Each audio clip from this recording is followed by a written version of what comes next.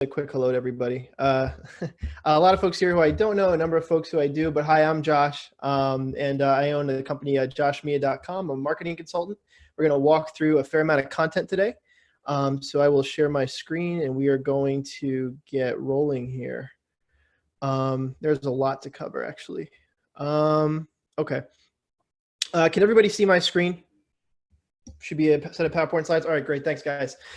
Okay, so a couple things, a little bit of housekeeping. So one, my internet connection today for some reason has been a little spotty. So for some reason I fade out, I will literally log right back in and we'll just continue where I left off. After that, the only other point I want to make is I will certainly be checking chat for questions. So I'm happy to answer questions towards the end. So I will move pretty fast on this. So I'm happy to go back at the end if anyone has any questions or if something was unclear. All right. So today we're going to cover the topic of a COVID-19 marketing plan for New Jersey business owners. This is a very serious talk, in my opinion. There's a few different things going on here. Obviously, I hope everyone is safe and healthy at home and everyone's family is doing well. But as business owners, members of the chamber, we have a responsibility to drive revenue. It doesn't really matter what environment it is. We just have to. For ourselves, for employees, to deliver customer value. It's why we exist. So we do need to figure out that puzzle, and this talk is focused on that puzzle. So a little bit about me. So I've successfully operated 4 different profitable marketing agencies over the past 7 years. Our primary venture right now is joshmia.com. We have a virtual team of 10 with a specialization in Facebook, Google, and Bing pay-per-click marketing, website design. We do a lot of social media content, email marketing. We create a lot of video content. We do Amazon marketing, cataloging, copywriting. So we're pretty broad. Our entire team is virtual now. It has been for about 6-7 years. We have experience with clients in roughly 24 industries. We work with local business, e-commerce, and some enterprise. Our focus primarily, though, is designing and implementing custom marketing campaigns that drive leads and sales. So we are that type of firm. Our job is leads and sales. And we're well reviewed, so on and so forth. So that's just a little bit about me. So let's contextualize this. Tough times. Tough times for a few different reasons. And I want to also break it into a couple different environments. So we have the tough time right now. The tough time right now has to do with a lockdown type situation, right? So being business owners in New Jersey, also operating in New York City, so on and so forth, we are physically constrained in the operating of our companies. And that's a particular type of tough time. And of course, broadly, the health concerns and public health concerns are really what would drive all of our concern. But we have 2 different types of economic tough times. We have right now being stuck in lockdown from an operational standpoint. And then afterwards, we need to have a little bit of foresight to think about what the post-coronavirus lockdown environment is going to look like when people are still concerned about the virus, but business has resumed by and large. And we still have to think about how are we going to operate then. And then finally, again, big picture outside of the public health concern, we've got declarations of 3.2 million or so unemployment claims. So we have really scary numbers of unemployment. Hopefully that's a very short interval of unemployment. But that's our environment, right? And we all know that's there. If we can just, acknowledge that we have a current environment and then we have a post-lockdown environment, we're going to begin to develop a bit of a strategy here. I hope that makes sense. So now let's talk about companies during a recession. There's a lot of analysis on this. I'm going to move this video from my screen a little bit so I can see things better. Here we go. So according to one study by Bain & Company, playing offense, in other words, almost always trumps hunkering down or trying to weather through. The data shows that winners in a downturn actually make more dramatic gains than winners do during boom times. So I want you to start thinking about what it means to achieve growth or drive revenue in a recession versus a non-recessionary environment. And so that's one broad study by Bain & Company. Here's another one. So McKinsey analyzed Starbucks coming out of the recession around the 2000s, that bust period, and found that what Starbucks did is instead of discounting their services aggressively, and really think about this, instead of discounting their services aggressively, they focused on adding innovative services that increase customer value. So they improved their customers, the value proposition to the customer in order to improve their outcomes. And as a result, the second that the economy improves, they grow, right? So think about what it means to invest in your company now to create growth, even in the short term. How can you create more customer value? And here's a good quote from Harvard Business Review that I like. So companies that put customer needs under the microscope take a scalpel rather than a cleaver to the marketing budget and nimbly adjust strategies, tactics, and product offerings in response to shifting demand. Key phrase, shifting demand. Demand still is there, but it shifts. To shifting demand are more likely than others to flourish both during and after a recession. On average, increases in marketing spending during a recession have boosted financial performance throughout the year following a recession. Big picture, I think we already kind of know this from a macroeconomic policy standpoint, right? What was the big answer to the Great Depression? It was a lot of government spending to stimulate the economy. On a microeconomic, or at least a firm level wide standpoint, what's the answer to slow business? It's actually investing in your own marketing and improving your value proposition so that you can actually get more business and drive market share. So I want to use the analogy of a treadmill because it's applicable for a number of reasons. One, it's working out inside. So if anybody cannot go outside, if you're trying to stay healthy and use a treadmill, that's the point. But something to really pay attention to here with this analogy is you run in place to stay in shape. You're not getting anywhere. It's hard to discern progress. But if you keep running on the treadmill, you might even feel like it gets harder. You might move backwards. There's no real physical change in your location, but you're getting more in shape. And so the second that the conditions improve and you go outside and run again, you're a better runner. Well, if you figure out your business now, you might feel like you're running in place, but actually you're improving your business. And that has very significant outcomes. So let's talk about big picture here. Customers still need your services. People are at home, but life hasn't stopped.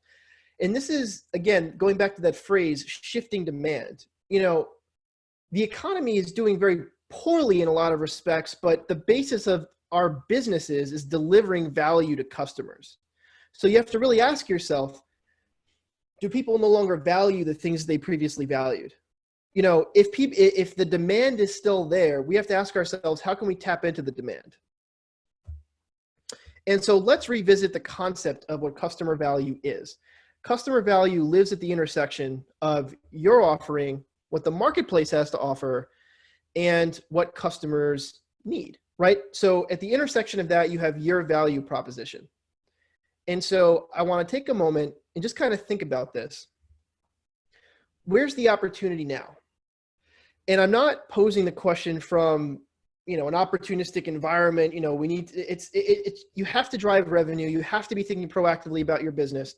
Where is the opportunity now? Is your value proposition aligned?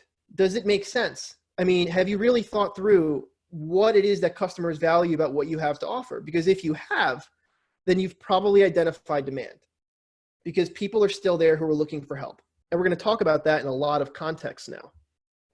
So there is still a demand for products and services. So lockdowns exist. Businesses don't have employees on site. People are stuck at home.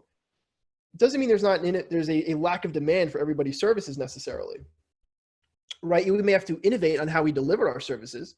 We may have to find digital networking opportunities if we're used to interacting in person, but the demand is still there. And buying habits have changed, but that might not mean that people are necessarily out of the game when it comes to buying for products and services. So for example, in the category of home repair, I believe, and anybody who's in that category can correct me if I'm wrong, but I believe that in many respects, that's still considered an essential service.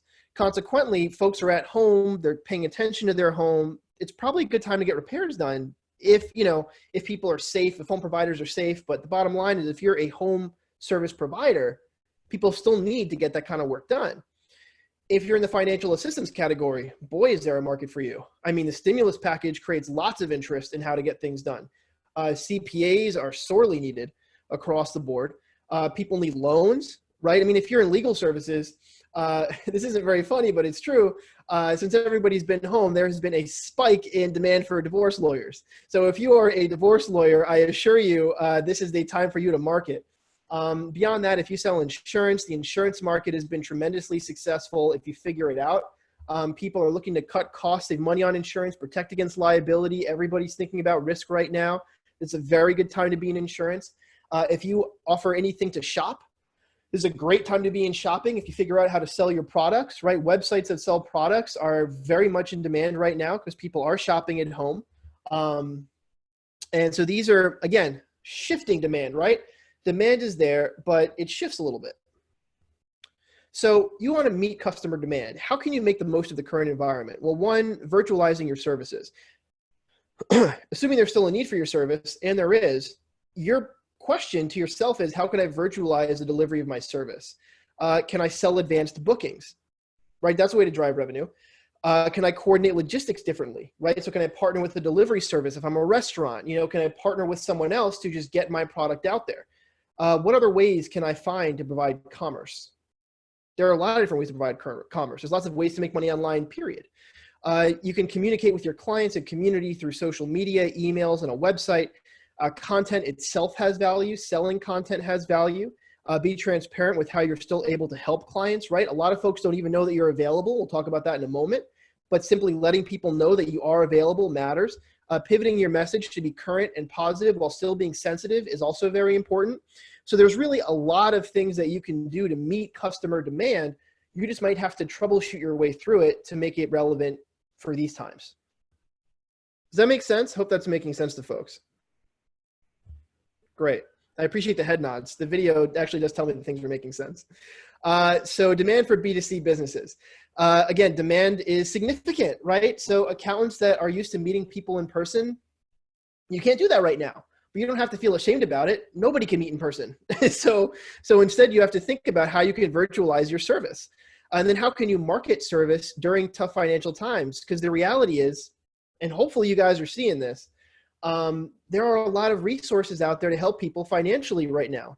It might be kind of annoying to access. You're gonna have to fill out a bunch of forms. There's data you have to put together. But if you're an accountant, I mean, you're just a pig in mud right now, hopefully. There's just so many people who actually need help and clarity. And then similarly, so that's an example of a business that obviously can virtualize. You can obviously talk to your accountant over the phone. You can obviously talk to an accountant over a Zoom meeting. But using the example of a salon, even there are instances of ways that you can help people and sell your services. You can sell gift cards. You can sell advanced bookings with deposits. You can sell products. If you have products in your salon, it's time to pivot to an e-commerce option for people who would really like to make sure they still have your products at home. And then once the lockdown ends, there's probably the option of also being an at-home stylist. And my only point here is, from a B2C standpoint, you can actually you can either virtualize your service, or if you are an in-person type business, figure out ways to sell service in advance so you can at least drive revenue, which will help you cover costs, right? We have the job of staying in business, and we have the job of driving revenue. We have the job of driving customer value. We can't be afraid to innovate in how we actually drive revenue. Hope that makes sense. Next bit. So let's talk about B2b businesses, for example. Again, businesses, even those in lockdown, are still going to need services. If you're a cleaning service, it's almost too obvious, right? So if you're a cleaning service, and I know we have a few of those in the chamber, you should be incredibly successful right now. Everybody's going to have to be sensitive to cleanings. This is definitely a category where if folks are not sure if they should welcome you into their location at the moment, you definitely want to sell advanced bookings. Because it just makes sense. You could say there's a limit in cleaning product, which is true, right? And you're just in demand, so you want to tap into that. Similarly, there are lots of businesses that are now working from home. So if you are a software company, or if you work in software, or if you're an IT support vendor, wonderful position to be in, right? You're helping everybody virtualize their businesses. So my overall point here is that the B2B demand for service exists. You just got to figure out how to tap into it. So where does that take us? We have three big questions to think about. What is your value proposition, right? And I showed that slide to help us figure out what that is.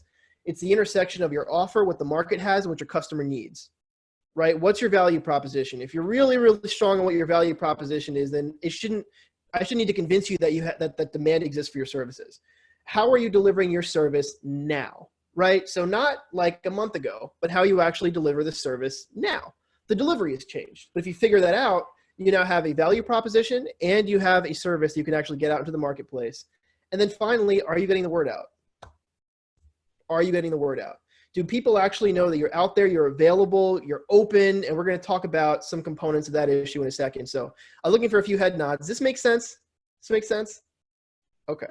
All right, thanks guys. And again, I'm happy to answer questions towards the end. Obviously, every business is different in the chamber. This is a general thesis, but I am happy to troubleshoot specifics. Okay, so big picture, Now we talk about how to get folks' attention in this current economy. And right now there's record social media consumption. It should be no one's surprise that if you're just home, you've got your phone and you're scrolling through your Facebook feeds, your Instagram feeds, and actually YouTube has spiked. So YouTube is a great place to have content. So Facebook, Instagram, YouTube, your website is a great place for content, but overall people are sitting at home digesting content right now. And I mean, as an example here, we've had, I don't know, 6 or 7 chamber webinars, something like that. We still have a pretty full room here. People are digesting content. Think to yourself how you can put content out there.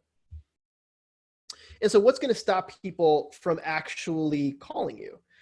Well, if you're open for business, do clients actually know this? This is really important to emphasize right now because it might not be obvious that you're out there. Really think about it. If you've thought to yourself about any particular business in your area, whether they're even open, whether a restaurant is open, whether a service provider is available, how are people doing? You have to really ask yourself the question, do people even know that you're open? It's a very serious question. 2, have you reached out to enough people to sell, right? It may not be immediately obvious that you need to be reaching out to more people in this environment to sell than the same amount, but like that treadmill example, you might feel like you're running in place, but when you improve your sales processes, you're actually making gains. You are strengthening your business. Have you told people what services you're offering and what your updated business model is, right? If your delivery model has changed, people need to know that. Are you able to offer virtual meetings and services? Have you thought through that program? Are you able to offer online shopping, delivery, or pickup, right? These are all ways you can deliver. Are your social media pages active? Are you updating them frequently? Wherever it is that you find it's important to communicate with your customers, that's where you want to have some message out there. And then certainly if you're under lockdown, if you're under retail, delivery services, advanced bookings, whatever you can do to just drive revenue for the future is still going to help you now. Because again, we're all in the same situation, but that doesn't mean people are looking to pass up a good deal, right? So if you're a service provider and you put out a good deal with a good offer, you may get a lot of signups because people are still going to take advantage of a good deal. Okay, so here's a messaging strategy. A few different components to this. 1, tell people you're open. I can't emphasize this enough. Being on the marketing side, people really may not know that you're open unless you tell them. Reassure folks you're able to provide your service or products without, too much contact. You can respect safe social distancing, all of that kind of stuff. Get your exposure through social media. Also really important, add a notification to your website with a clear message.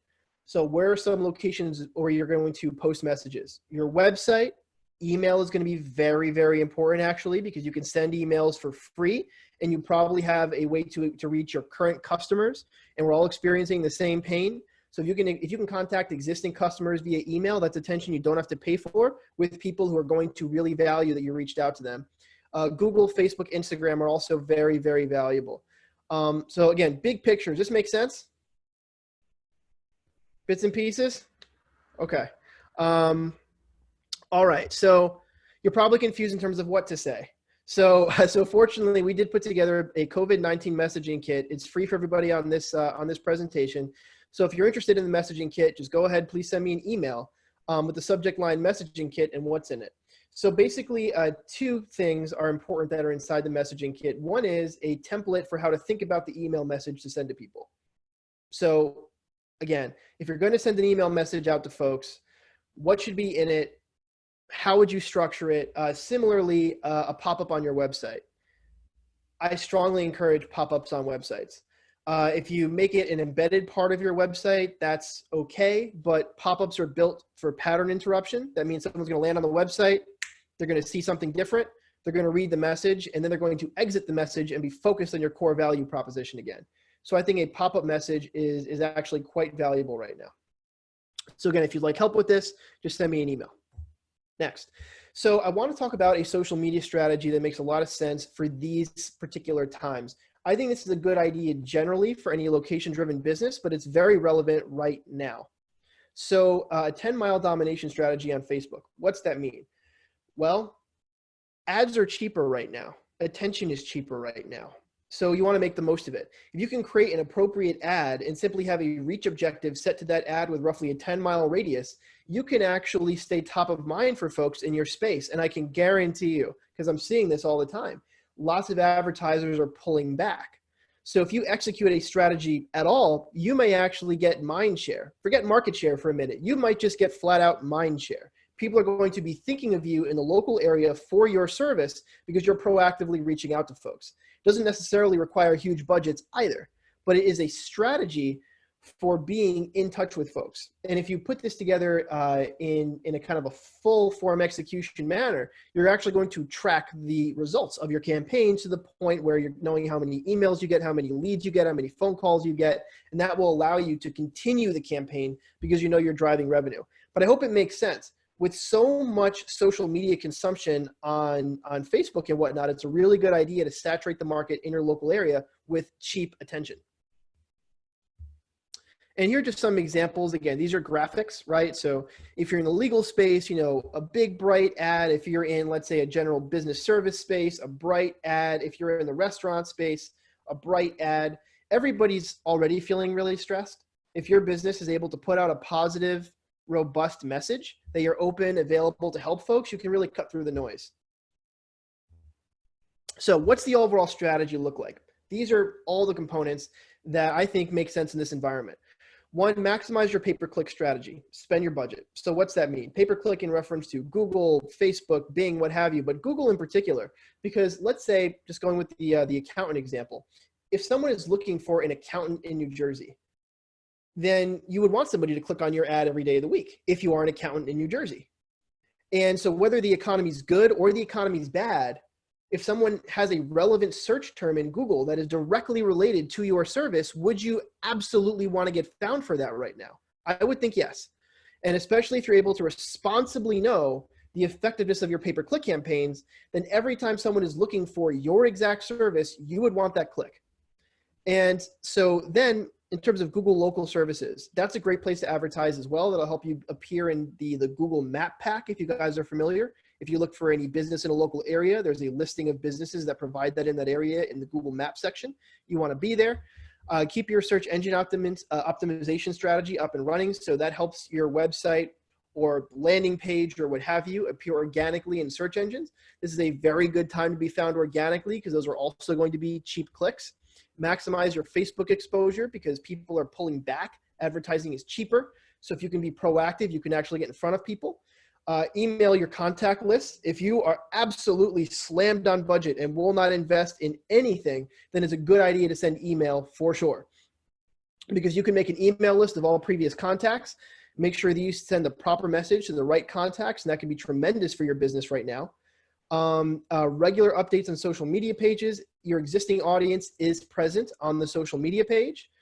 Communication with customers is absolutely key. And so those are really the foundational tenets of a marketing strategy. So I'll let this linger for a second. So your pay-per-click campaign is based on people clicking for your actual service. Whether the economy is good or the economy is bad, you want that click. Google local services is going to help you get found efficiently. Again, advertisers are pulling back.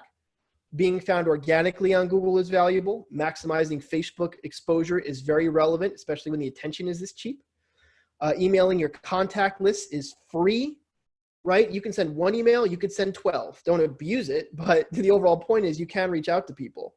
Update your website because people who actually do want to purchase your services are visiting your website and they will want to know what your approach. Again, I want to emphasize this. This is not about, we've probably all gotten like 50 emails from businesses that are saying what they're doing during the virus outbreak. This is not about sending a generic message. This is about sending a value proposition message that is relevant to the conversation in customers' heads when they interact with you.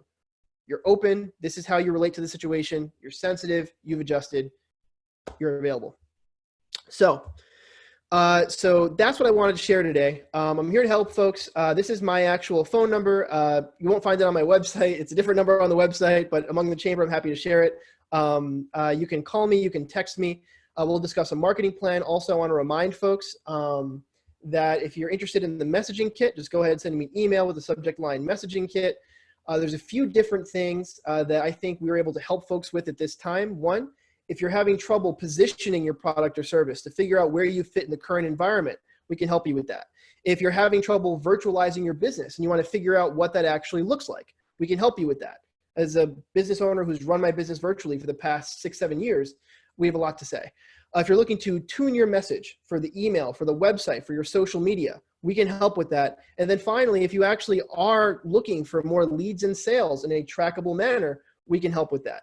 And so those are reasons to reach out to me if you'd like help. Now, two components of that. One, so a call with me. I'm offering free consultations, but beyond that, also discounted service hours. So 50% off on service hours on tactical issues. So let's say you want to figure out an email campaign. We could collaborate and just figure out that exact issue. Maybe you only need like 4 or 5 hours of something, but I am happy to, like every other service provider on this call, help all of our businesses thrive. So I want to go back to this slide real quick as a reminder, kind of a theme for the current environment. You are running in place to some extent when you work on your business right now, but that does not mean you are not staying in shape or even improving your business's health. So I really want folks hopefully to think about that. You might feel like you're fighting just as hard for the same dollar, or maybe you're just really confused. You're not sure where your pile of money is. But you work on this now, this is going to be relevant to the post-coronavirus lockdown environment when we all need to be responsible for, again, driving revenue and taking care of our employees and meeting customer needs. And one more point from a kind of a general history standpoint. So with a background in market research prior to the agency world, so I always pay attention to sort of market dynamics, and I do think that it's worthwhile for folks to look at what's happening in Hong Kong and look at what's happening in Seattle. So Hong Kong, they've begun to open up their economy again, and you can sort of see which services have begun to pick up and whatnot, similar in Seattle. I think that we all want to be paying attention to that so that we have insights relevant to our industries, because those insights are going to be valuable over an extended period. And similarly, when it comes to pandemics in particular, right, the concern right now isn't just that we have a health issue for the moment, but if you read the same reports I do, you know, perhaps things get a little bit better towards the summer, and then perhaps like other flus or viruses in the past, they come back again, and we could be looking at an issue in the fall and winter. So we want to be prepared for cycles of this. We want to be prepared for a sustained environment in some respects. If we have the best case scenario transpire and the virus just basically dissipates in terms of its relevance to the overall population, you can look at how China's economy is moving, and you would see that, for example, movie theaters have opened up, but people still aren't using them, right? So the economy is opening up. People haven't necessarily transitioned back to the prior services in mass. So it's very, very valuable to retool your value proposition and your delivery model. So okay, folks, I want to thank you for listening, and I'm happy to open up for questions. Yes, okay. Okay, Josh, thank you so much. I really do love the treadmill analogy. That definitely helps me in this time. I just want to comment that please keep following our social media pages for updates about the next seminars. Tomorrow's is regarding stress reduction for immune support. So I think a lot of people could use that. And check out our YouTube that I linked in the chat for recordings of these webinars moving forward. So if you want these slides, please keep checking for that and ask your questions in the chat. Thank you so much, Josh. Great, thanks, Kay. Yep, so if folks have questions, you're welcome to type them in the chat, or frankly, I could just unmute. Let's see. So if you want me to unmute you, I guess just kind of put in chat, unmute me, something like that. Let's see here. Well, I don't see any comments or questions. I mean, was this helpful? Did anybody get anything out of this? Hopefully, a lot of ideas here. I'm seeing a question from John Coleman in the chat. Oh, I see. Okay, sure. So John, your question's direct, but why don't I'd like to unmute you so that you can also just talk about what you're thinking about here, because I think it's a good question for everybody to consider. So I'm going to unmute John. Did it work? I tried to. Oh, here we go. A blue button came up, and then I had to hit the blue button. So yes, I'm Here you go, unmuted John. now. You're unmuted. Thank you. So right towards the end of your presentation, you said we should look at what industries recovered well in Hong Kong and in Washington.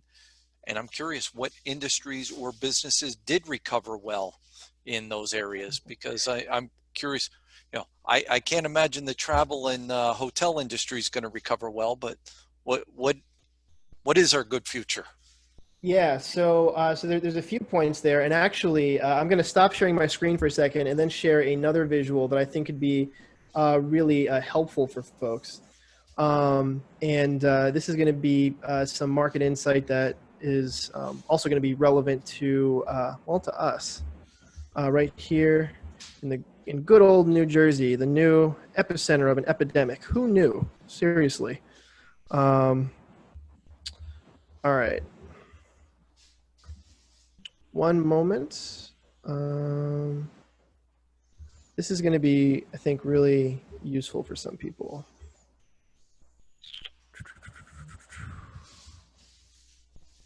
All right. Here we go. Okay. So I'm going to reshare my screen. Okay, so to answer your question, John, so there's a couple answers. I have a multi-part answer to that. One is a lot of businesses that are expecting people to interact in person are continuing to see either a severe slowdown or just a slowdown period. So the example I gave with a movie theater is true for any kind of foot traffic retail. So that's kind of part one, but that might be almost too obvious. But I think there are also some broader transitional things that are really important to consider in the overall marketplace. So businesses who've been able to virtualize their services, I think are going to see a sustained shift to virtualized services. So if you look at in other pandemics, so let's say SARS, for example. So SARS is credited, at least in reports that I've seen, in part for the reason why China opened up more and more to e-commerce. And that sustained. And I think that if we look at a lot of the habits here just around us in New Jersey, I mean, people are getting used to ordering takeout from restaurants that they didn't use before.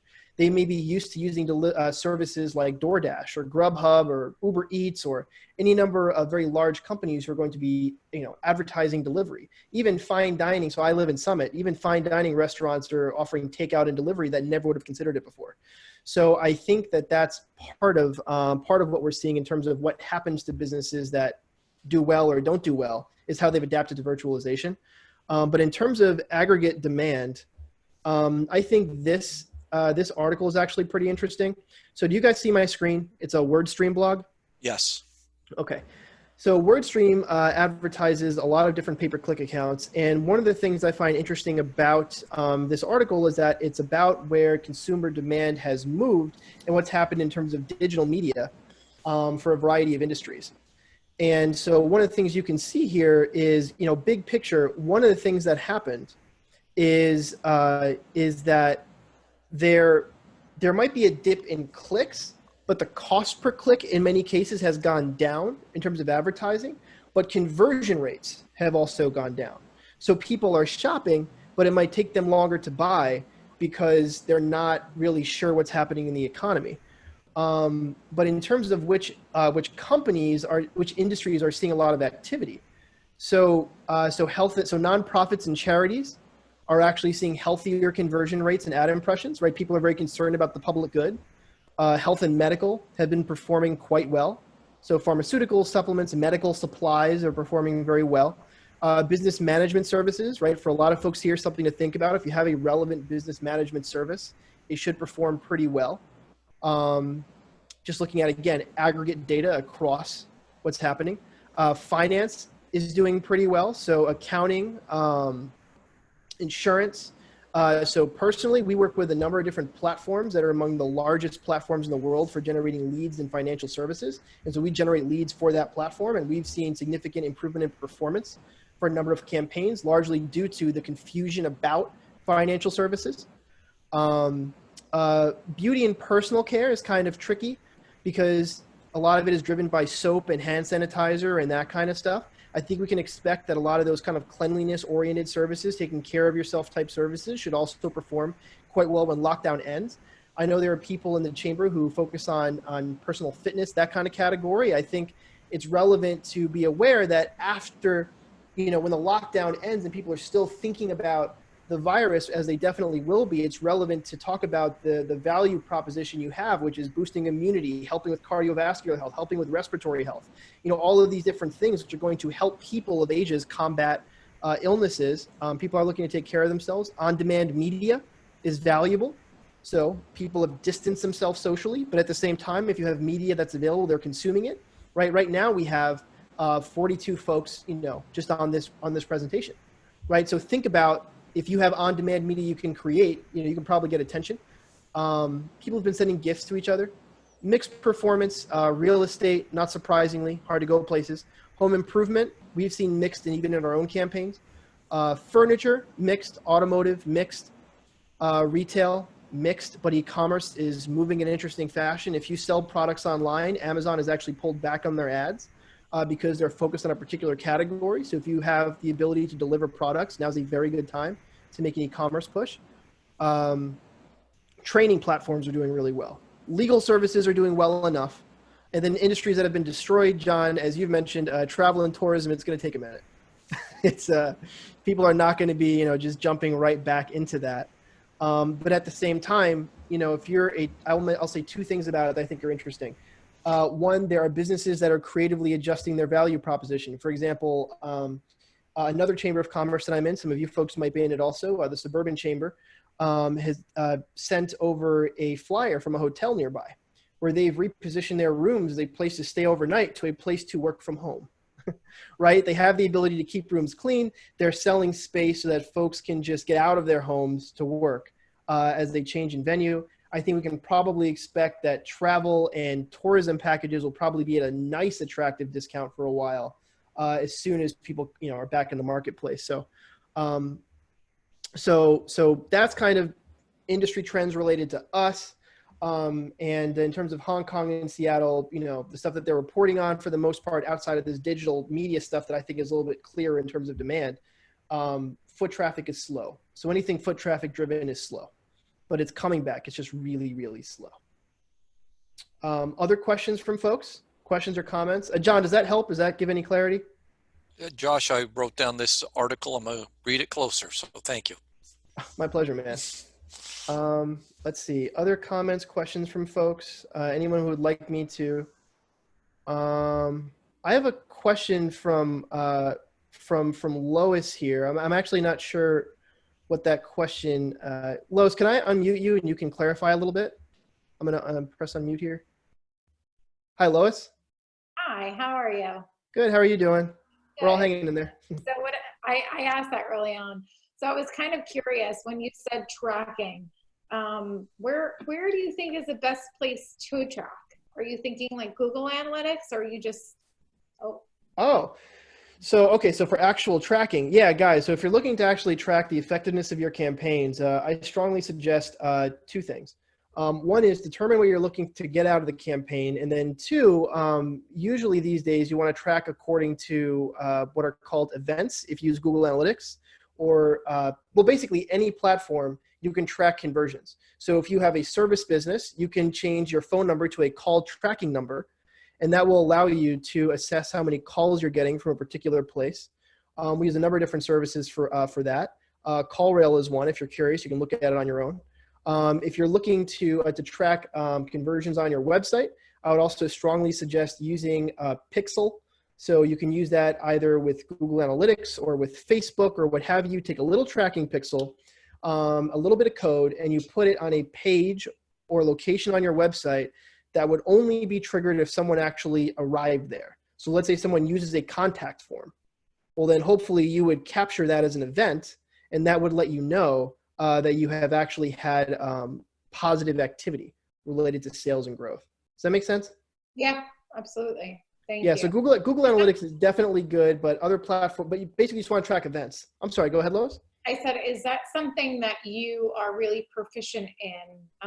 I've met with several different people and they say they understand Google Analytics, but they basically just spew out a whole bunch of numbers that I could go into my own Google Analytics and look and figure out, you know, those numbers don't necessarily correlate to actual phone calls. Do you know what I mean? So that's basically my thought is I'm like, is it working if more people are going to my website, or is it working if more people are calling? So. Yeah, so two answers to that. Three. One, I certainly appreciate that question as a provider of that kind of service. But two, that is something that we do a lot of. It might be a good use in this environment if you wanted to contact me for the discounted hours type stuff, just to literally get tracking implemented for you so that you just had it available. But three, as a company, our focus is leads and sales, and you can't track leads and sales if you don't have tracking installed. You just can't do it. So for any company for whom we generate leads, we put out actual Excel spreadsheet reports of how many leads were generated, what the source was, how long conversations were. We know exactly which ads perform the best. For anybody who tracks sales and can track point of sale on their website, we track that too. So we work with a number of very large e-commerce companies, which allows us to basically go from everything from they saw your ad on YouTube, they went through 5 other ads, and they finally bought something. So tracking is an extremely important part of the particular work that we do. Thank you. Sure. And let's see, any other questions? I know we're going to shut down in a second. Okay, so to respect everyone's time, so I'll just close with just putting that one slide back up. And if anybody would like the messaging kit or would like to talk about things for their business, you can, that's my cell number. You can text me, call me. You can also send me an email at josh@joshmia.com. Send me a message requesting the messaging kit, and I'm happy to send you something. But big picture, guys, I haven't done one of these presentations for the chamber before. And the reason why I wanted to do it was because I really think it's important that as business owners, we pay attention to our ability to be proactive even now. And the ability to be proactive can't get lost in the noise of the panic. Because at the end of the day, everything you do for your business now is going to make your business healthier. It just is. So if you have to work 10 times as hard for the exact same dollar, eventually you won't, and your business will be better off for it. So, Kay, I guess I'll turn it over to you unless there's anything else for me.